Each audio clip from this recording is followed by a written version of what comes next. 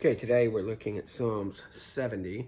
It might be in the future that I'm going to start taking a couple of Psalms at a time.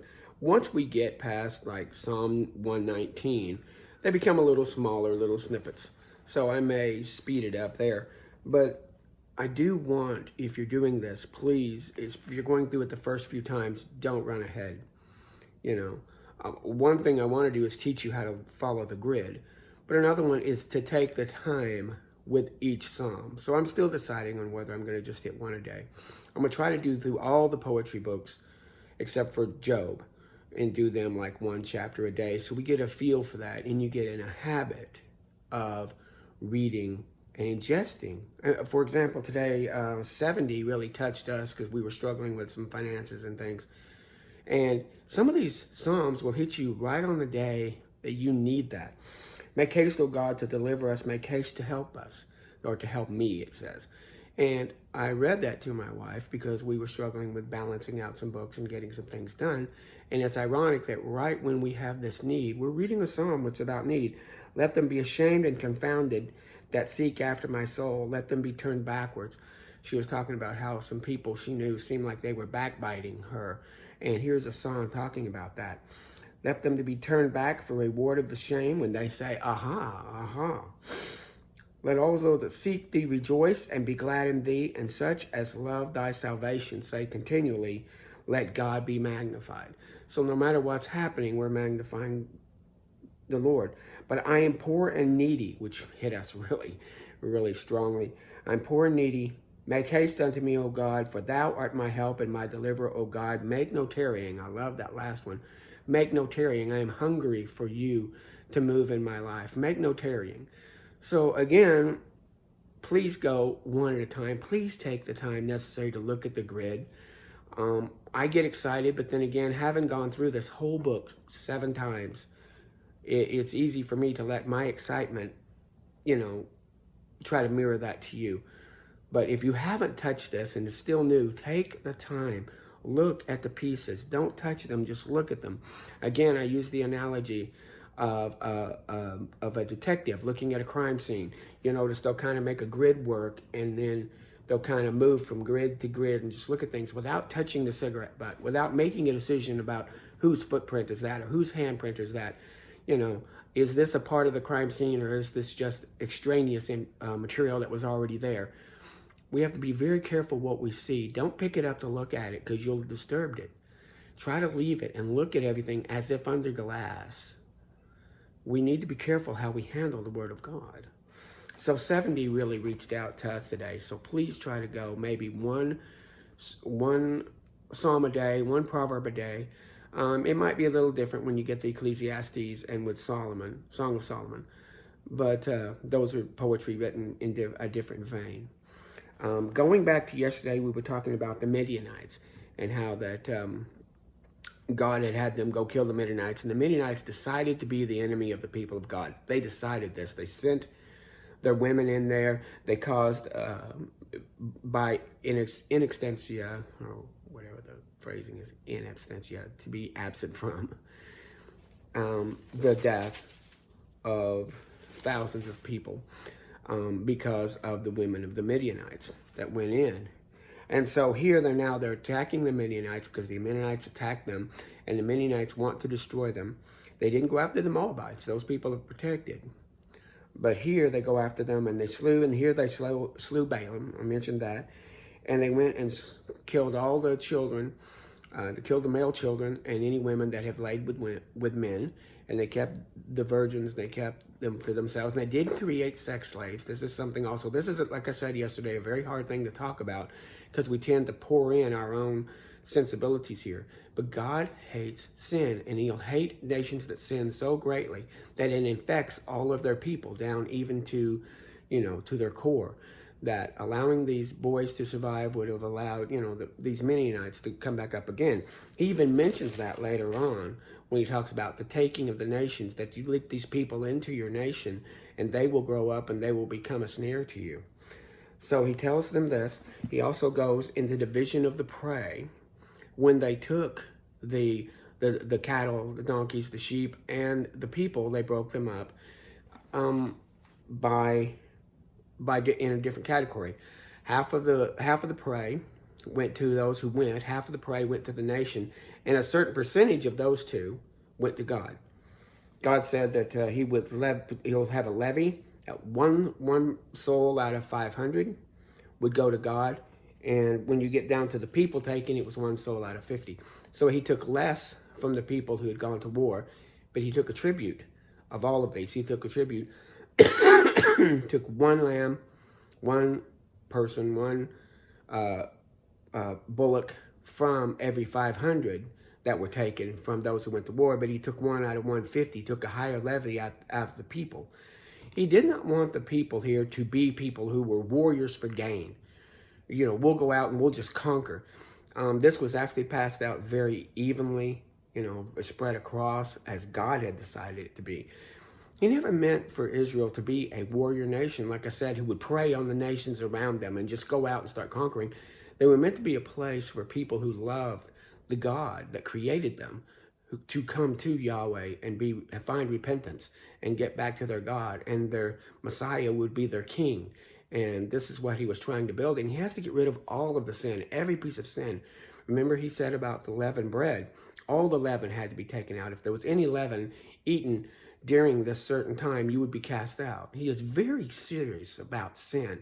We don't think God is as serious today about sin as he was. If you're so serious about sin that you kill your own son who is innocent, again, once we have our sensibilities of, well, you have slavery, and oh my gosh, they're taking all these women, and all of a sudden they're killing all these babies and things. Well, what about the fact that the sinless, unique Son of Man was horribly murdered for sin? Do we think God hates sin? Yes. Do we need to stay away from sin? Yes. Now, are Christians supposed to be doing this? I've stated several times, we are not the warrior class. Later on, this 144,000 that comes after the church is taken out, and that's another discussion we'd have to have. They will be the warrior class, and they will do things that we are not allowed to do. We were never meant to take swords. We were never meant to. People erroneously did crusades for Christ. People killed people and burned people alive burn them on crosses, burn them on stakes for Christ, in the name of Christ. We were never meant to do that. We were never meant to proselytize with the sword or with fear or with sociological control. So this is not the way that the church is supposed to handle these problems today. We need to look when we get to the New Testament, and the New Testament is filled with a different way. If some of you know anything about the book of Hebrews, the Hebrews will talk about these people and these people of faith, but I show you a more excellent way. So don't get locked into here in the Old Testament where we go, well, if they did it, we can do it. If they hated this, we'll hate this. If they had servants, we can treat our servants this way. That's not the way this is set up. This is in a nation building time, and it's when sin was at its zenith. God also talks about the iniquity of people being full. This iniquity had gone to the top. It's very possible that God had not come after these people earlier because their iniquity had not risen to where God needed to move in and do a visitation. This visitation is not a good thing. When God went to see Sodom and Gomorrah on visitation, he saw for himself what was happening was true and then judged. You don't want God visiting for sin because he will treat sin consistently with how he's done before. So he takes, and he does not want this to become a warrior class. Let's go out and just do prey on everybody. This only happened in certain times. We'll find out, like with Ai later on, and again, I'm jumping forward. I said I wouldn't. Be very careful. After they take Jericho, there's a little town called Ai, but one man keeps some of the possessions for himself when God said no. So let's be careful how we're dealing with this here. Yeah, we don't see everything as an example of behavior, because that's not how it's meant to be. So he talks about this, and the numbers in 31 are very succinct and very clear. God has always been clear. Again, we're going to see the numbers lining out. Once again, the numbers of those who had fallen, who were 20 to 50, who were warriors, versus the numbers now in the second generation are almost equal. We'll see that God was going to take the firstborn, but then he takes the Levites to balance the sheets, balance the books of what he did in the firstborn at Egypt. So we see this balancing here, and here is balanced. He said it's 1 in 500, here's 1 in 50, then all the numbers will crash out. I didn't bother doing them. But the idea is not that the numbers balance, but they do. but the idea that they were not meant to be a warrior class in this instance. And here we have, on 32, it talks about there's two tribes, Reuben and Gad, and later on we'll see half the tribe of Manasseh say, hey, this stuff on the east side of the Jordan, this land is good. It's good for bullocks. It's good land. We want to take this as our inheritance. It's not exactly within the scope of what God has decided for them. So I brought a map here. So here we have, and again we have over here down here is the Midianites are down in this area. Then we have Edom, Moab, Ammon, and you'll see that they took the areas. So they were all in this area on this side right here, going back and forth. They come down to Sinai from Egypt, then they go up and over and around.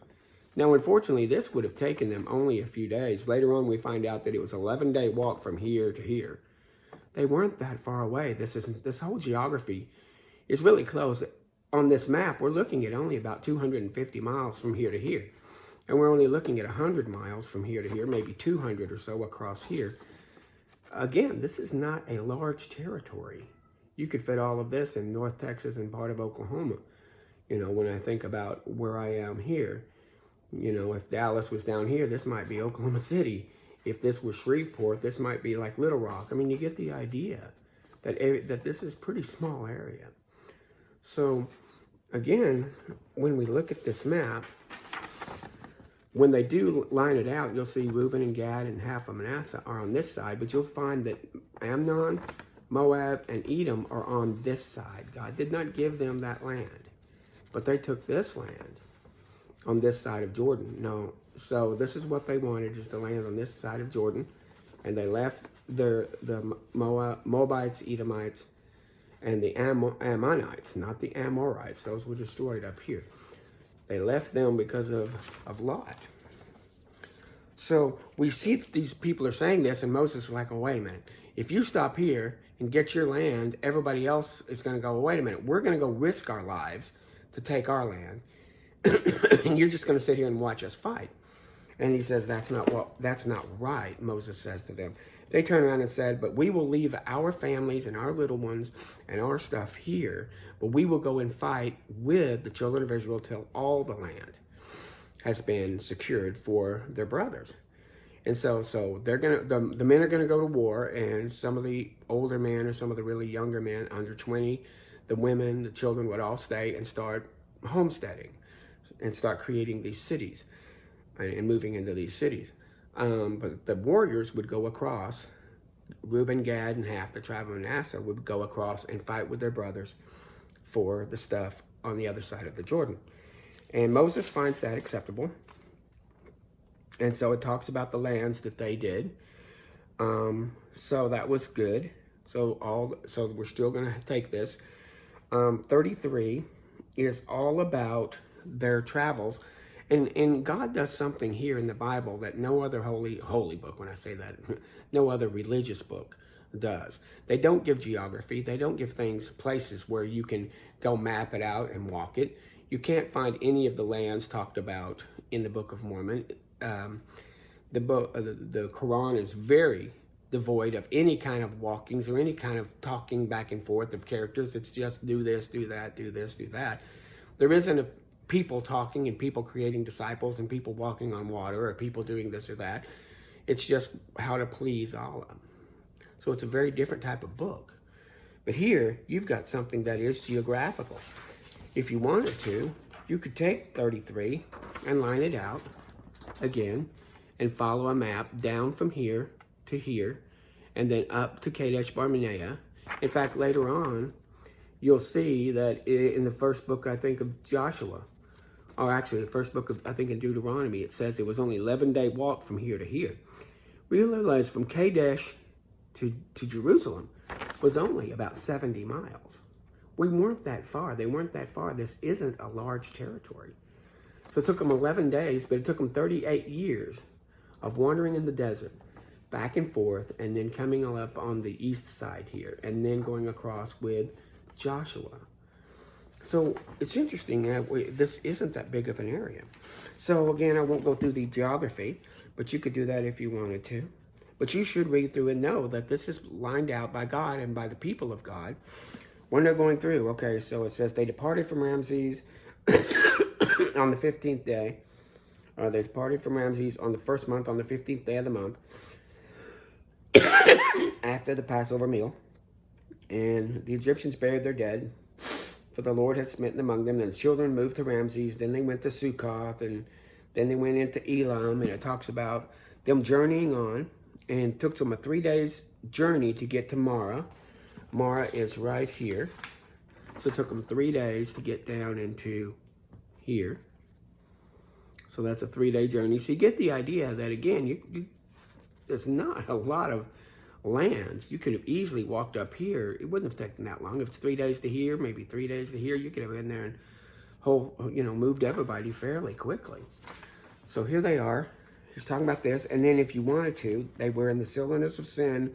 Then they took their journey to Dophath, and then they went to Alzuz, and then they moved to Alus, and then camped at Rephidim, and then where the people had no water to drink, and they camped there for a while. Then they moved to Sinai, and they pitched at Kibroth Hattaavah.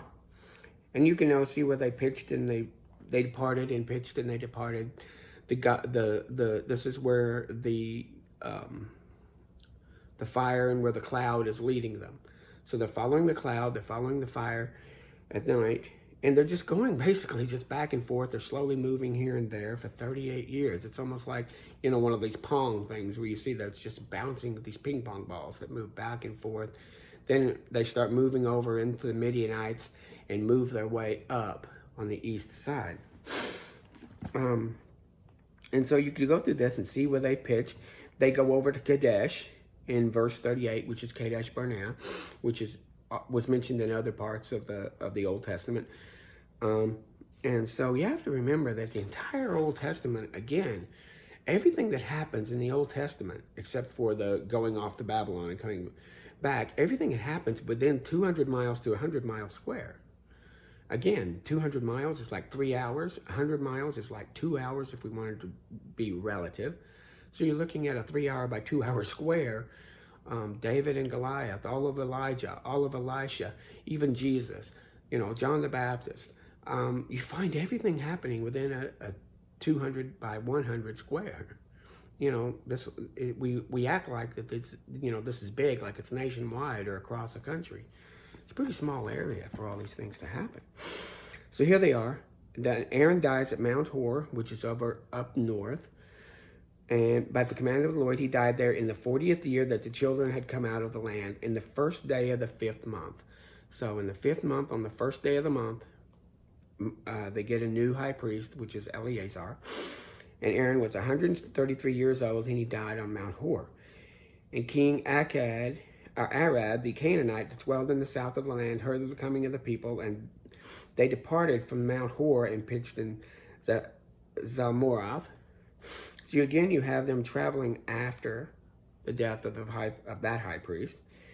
And so when you go through this whole thing, and God speaks to them in 33 and says, in 52 and says, when you've passed over the Jordan into the land, so you're getting them ready, they're all getting primed to go, then you'll drive out the inhabitants of the land before you and destroy all their pictures and their molten images, and you'll pluck down their high places. And you'll make desolate the inhabitants of the land and dwell therein, for I have given you the land to possess it. You'll drive them out. You don't have to kill them all. There are places where you clean it like a dish, but cleaning it like a dish isn't just killing everybody. It's about moving them out. You guys move on. Again, these people have, outside of that postage stamp that God is giving Israel, go live with somebody else. Go over there and live. Go down there and live. Go over there and live.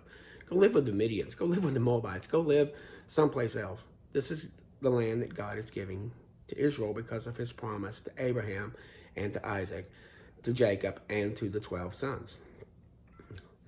And he says also that you divide the land by lot, so they're not going to take the land by force from one another. I conquered this land, you conquered that land.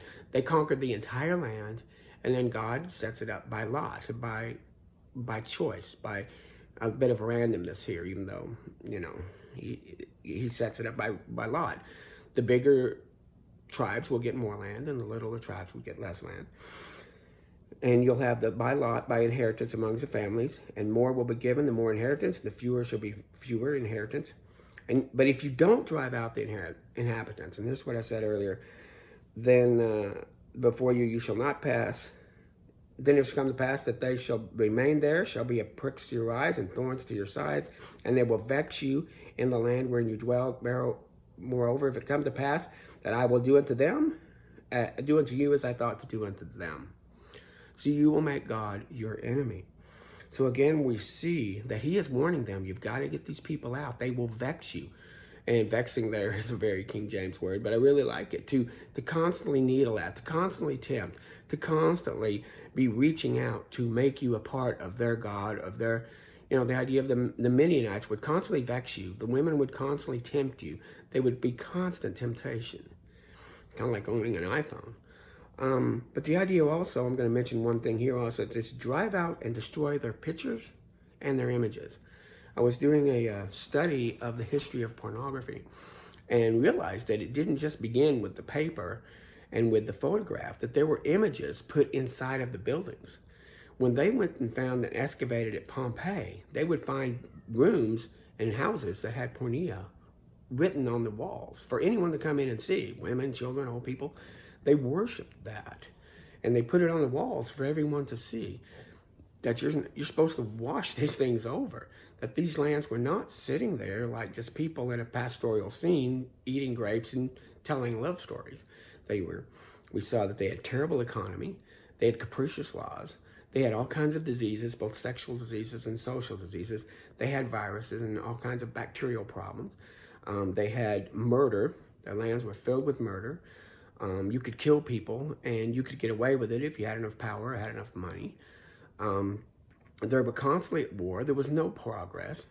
And they preyed on the poor and to the widows, and it was a very terrible thing. In fact, you could almost see that everything that God is doing with the Israelites is totally 180 degrees from what these people were doing. You cannot have this mixture of oil and water. So God doesn't want the oil of sin with the pure water of his word and who he is. So think about that they had to clean up these walls and get rid of the images. There are some sculptures that have been found that are so X-rated that even though they're of historical significance, they can't put them in museums for you and I to look at. You could actually have to have special clearance to go into a room to view some of the oldest artifacts that have been found, because they're old and they're actually pretty stylistic, but they're vulgar, completely vulgar. I won't even describe them. You can find YouTubes about this if you're interested in the history of this. But we have to realize that that was happening here, and to clean all that out.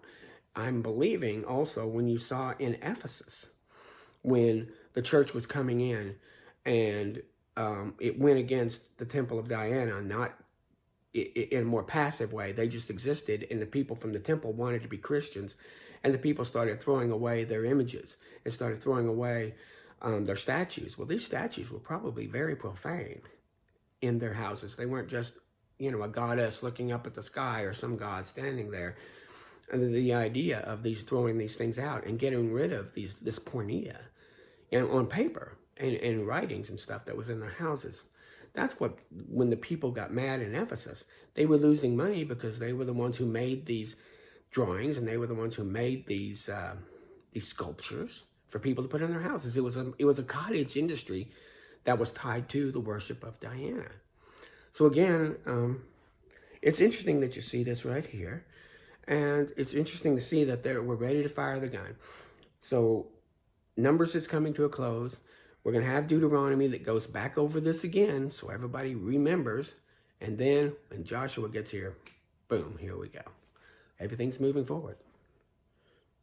Thank you.